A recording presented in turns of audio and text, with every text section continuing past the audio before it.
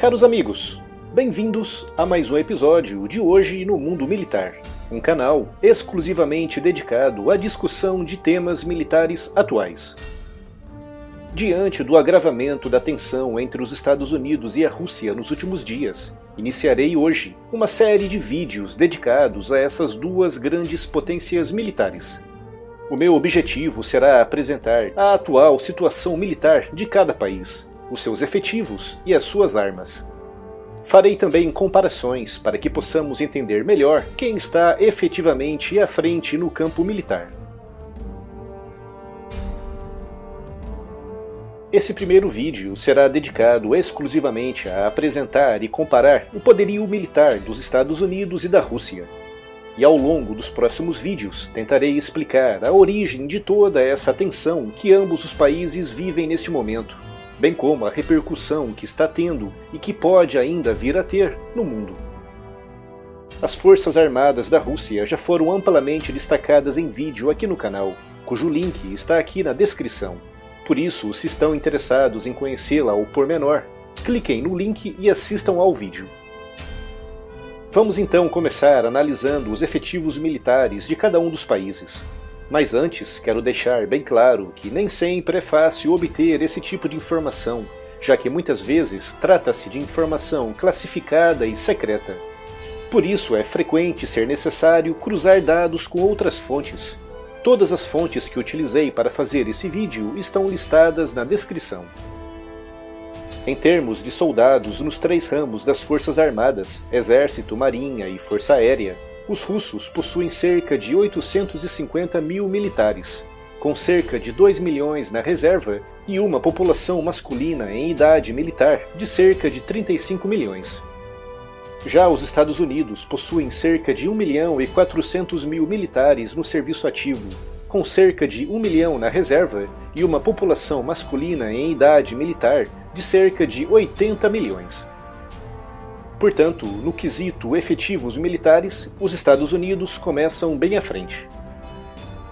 Em termos de poder aéreo, mais uma vez os norte-americanos estão à frente dos russos, mas dessa vez a vantagem é abismal. No total, a Força Aérea dos Estados Unidos opera cerca de 14 mil aviões, dos quais mais de 2.200 são caças ou interceptadores. 2.500 são aviões de ataque. Mais de 4.000 são aviões de transporte, 4.000 helicópteros, dos quais 1.000 são de ataque, com os restantes sendo aviões de treinamento, de reabastecimento ou de guerra eletrônica. Já os russos operam cerca de 5.000 aviões no total, dos quais 800 são caças ou interceptadores, 1.500 são aviões de ataque, mais de 1.000 são de transporte, 1.500 helicópteros, dos quais cerca de 500 são de ataque. Portanto, no quesito Força Aérea, os Estados Unidos estão novamente à frente, mas desta vez numa proporção ainda maior, de 3 para 1. Na Marinha, mais uma vez, os Estados Unidos estão à frente, operando 300 navios, com outros 100 em regime de parceria com os privados. O grande destaque da Marinha norte-americana são os seus 10 grandes porta-aviões da classe Nimitz, cada um dos quais capaz de transportar cerca de 90 aviões de ataque. Cada porta-aviões possui um Strike Group, que é composto pelo porta-aviões em si, por um cruzador, 2 destroyers, uma ou 2 fragatas, 2 submarinos nucleares e vários navios de suprimentos e de apoio logístico. Cada Strike Group é formado por cerca de 8.000 militares, e os Estados Unidos possuem 10 desses Strike Groups espalhados ao redor do mundo. Os navios que compõem os Strike Groups são armados com mísseis antiaéreos capazes de evitar a aproximação de aviões inimigos e também sistemas antimísseis. Os submarinos protegem o grupo de ataques de outros submarinos e, ao mesmo tempo, mantêm afastados navios inimigos. Também operam 9 porta-helicópteros, que podem também ser de ataque, e uma frota de 75 submarinos, a maioria deles de propulsão nuclear, alguns do tipo ataque, dedicados a caçar outros submarinos e navios inimigos, e outros do tipo plataforma para lançamento de mísseis balísticos, que podem ser armados com ogivas nucleares. A Marinha Russa opera cerca de 300 embarcações, dos quais apenas um é um porta-aviões, capaz de transportar 40 aviões. A sua frota de submarinos é menor, sendo composta por cerca de 55 embarcações. Os russos são muito fortes na defesa costeira, graças a uma grande frota de mais de 80 corvetas. Apesar de muito inferior à marinha norte-americana e de ter sofrido muito com os recentes cortes orçamentais, principalmente na sua frota de submarinos, a marinha russa ainda é muito poderosa e digna de respeito. De todas as áreas e ramos militares, a única em que os russos estão realmente à frente dos norte-americanos é no número de blindados, com os russos operando 15.000 blindados e os Estados Unidos 9.000. Os russos também operam mais peças de artilharia do que os norte-americanos, mas em termos de veículos blindados de ataque tático, reconhecimento e transporte de tropas, os russos ficam novamente atrás, operando cerca de 30.000 veículos, contra os mais de 40.000 norte-americanos. Em termos de orçamento militar, a diferença é novamente abismal, com os Estados Unidos gastando por ano cerca de 600 bilhões de dólares com as suas forças armadas, enquanto que os russos gastam menos de 80 bilhões.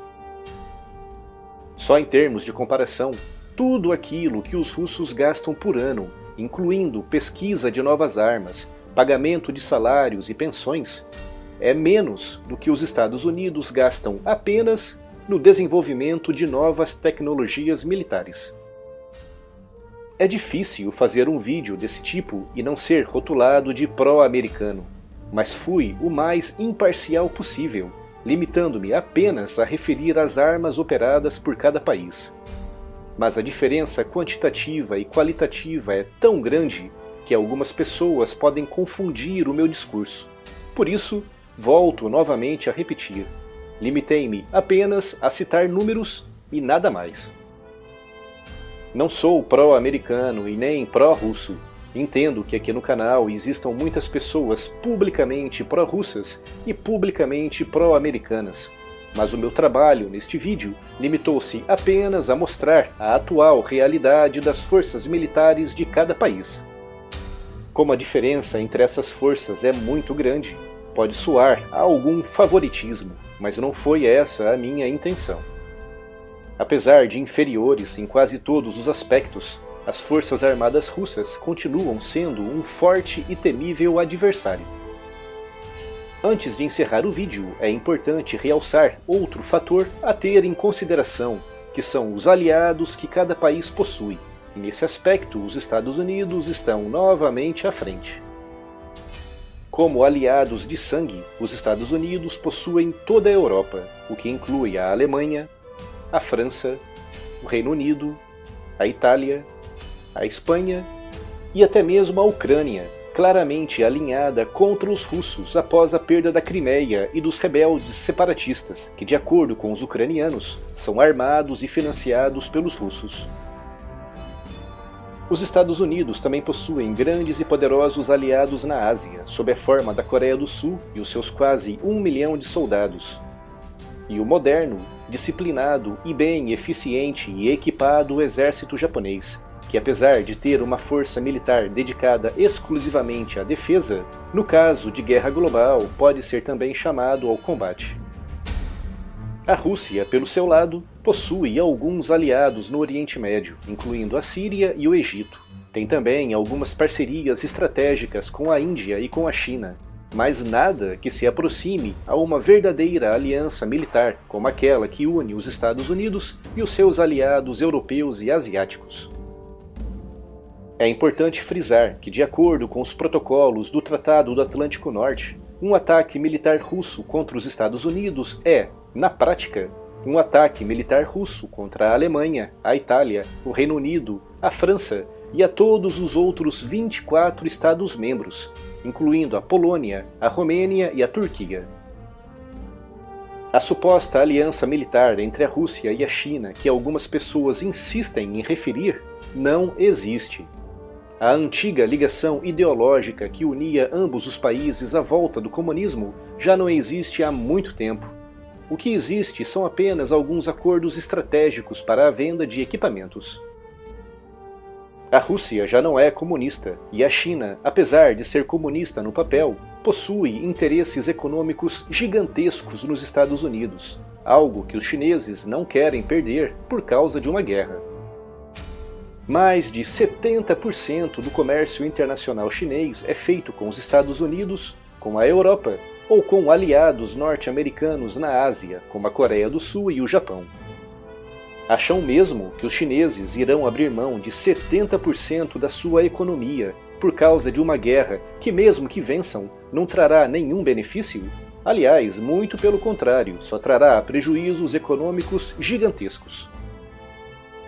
E por falar em economia, nesse ponto, novamente, os Estados Unidos estão à frente, com um crescimento econômico em 2015 de 2,6% e uma geração de riqueza nominal de mais de 18,5 trilhões de dólares, com taxas de desemprego batendo recordes mínimos históricos. Já a economia da Rússia em 2015 encolheu menos 3,7%, muito por culpa da queda do preço do petróleo no mercado internacional, gerando uma riqueza nominal de apenas 1,2 trilhões de dólares. Só em termos de comparação, o Brasil tem uma economia mais forte e gera muito mais riquezas do que a Rússia. E por falar em petróleo, a Rússia é completamente autossuficiente nessa matéria-prima, com os Estados Unidos ainda precisando recorrer a alguns fornecedores estrangeiros no Oriente Médio. Todos eles também grandes aliados, com destaque para o Iraque e a Arábia Saudita. Em termos de armas nucleares, estima-se que cada um dos lados tenha cerca de 7.000 ogivas ainda ativas, um número perfeitamente redundante, já que menos de 1.000 já são suficientes para destruir todas as principais infraestruturas de continentes inteiros. Mas fica aqui o alerta, esse vídeo não tem por objetivo analisar uma eventual guerra nuclear entre esses países. Uma guerra que todos nós sabemos não tem vencedor.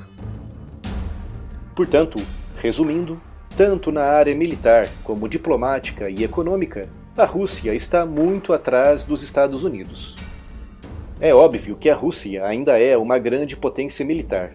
De fato, é considerada por muitas fontes como a segunda maior potência militar do globo, mas o abismo que separa a segunda posição da primeira é de tal forma grande e profundo que isso deixa de fazer qualquer sentido. E uma guerra não se faz sozinho, por isso a questão das alianças é tão importante, e nesse ponto os russos estão também muito atrás. Numa eventual guerra convencional não nuclear, os estragos causados pelos russos seriam devastadores, principalmente na Europa. Mesmo não considerando o uso de armas nucleares, a morte, a destruição e a desolação espalhados tanto em território russo como em território europeu seria numa escala brutalmente elevada.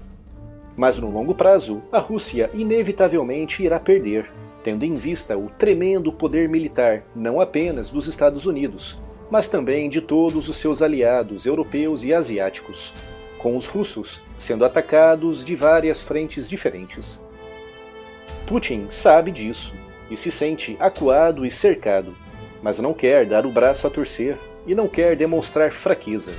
Ele precisa mostrar que é forte não apenas para o mundo, mas também para os russos. Mas isso será tema para um próximo vídeo. Até breve!